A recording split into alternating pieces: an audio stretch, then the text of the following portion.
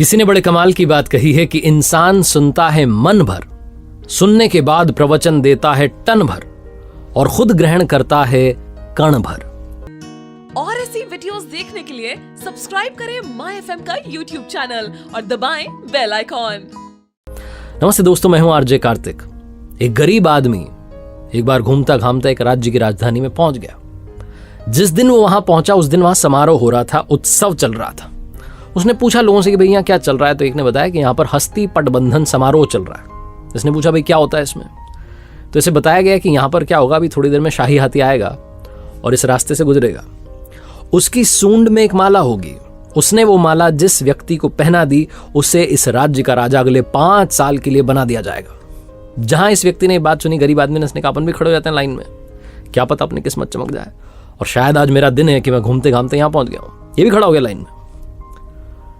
जैसे ही वो हाथी आया, शायद उस दिन प्रभु को यही मंजूर था, यही कृपा थी।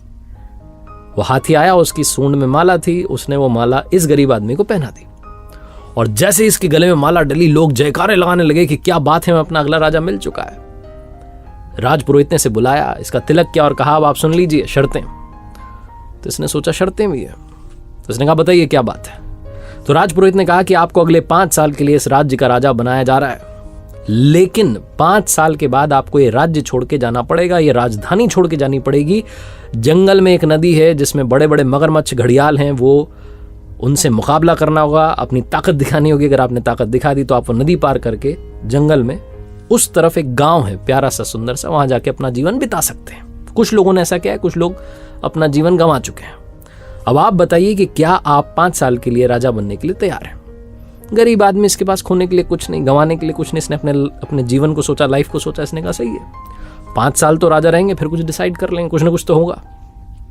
5 साल के लिए राजा बनने के लिए तैयार हो गया और इसने 5 साल अपने जीवन के जो सबसे बेहतरीन साल थे उसमें बहुत अच्छे से काम किया, सबका ख्याल रखा, सबका ध्यान रखा, सबका फेवरेट बन गया।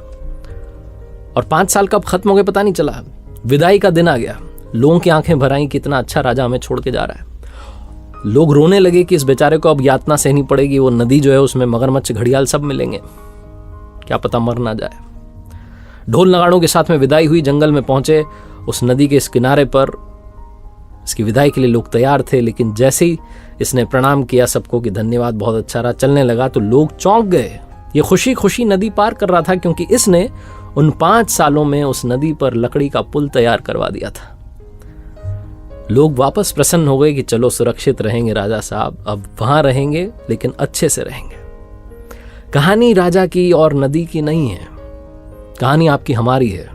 हमें भी एक लिमिटेड पीरियड मिला है जिसमें हम इस मनुष्य रूप में आए हैं, लेकिन अब हम पर डिपेंड करता है कि क्या हम जब यहां से जा रहे होंगे तो क्या हम इस भवसागर को पार करने के लिए वो पुल तैयार करते हैं, अच्छे कामों से, दुआओं से, प्रार्थनाओं से, मेडिटेशन से, कि जब हम ये दुनिया छोड़कर जा रहे हों तो हमें यातनाएं ना सहनी पड़े, हमें ऐसी जगह ना जाना पड़े जिसे नरक कहते हैं। हम कुछ अच्छा करें और भवसागर पार करके पहुंच जाएं वहां जो दूसरा लोक है।